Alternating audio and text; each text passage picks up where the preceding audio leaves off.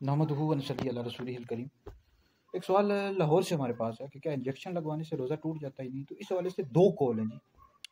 बाज़ उलमा का ये मौक़िफ़ है कि इंजेक्शन लगवाने से रोज़ा टूट जाता है, लेकिन हमारा मौक़िफ़ ये और हमारे हैदरी दारुल इफ्ता अहले सुन्नत का की तरफ से ये फ़तवा है। चूँकि हमारे हैदरी दारुल इफ्ता अहले सुन्नत से लोग सवालात पूछते रहते हैं, तो एक सवाल ये भी आया कि क्या इंजेक्शन लगवाने से रोज़ा टूट जाएगा नहीं, और इस वाले से फ़तवा भी लिया गया।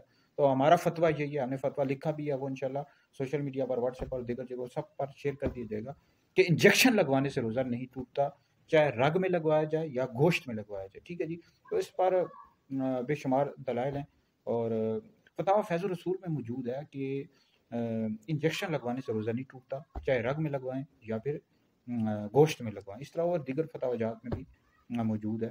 तो बहरहाल हमारे हैदरी दारुल इफ्ता अहले सुन्नत का ये फ़तवा है कि इंजेक्शन लगवाने से रोज़ा नहीं टूटता, चाहे गोश्त में लगवाएं या रग में लगवाएं।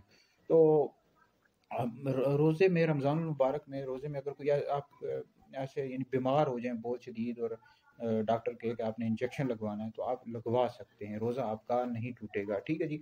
अलबत्ता इसमें चूँकि दो कौल हैं, बाज़ उलमा का ये भी मौक़िफ़ है कि रोज़ा टूट जाता है। तो इसमें फिर हर बंदे को इख्तियार है कि जिस हाल में दीन को फॉलो करता है वो उसकी राय के मुताबिक अमल करे।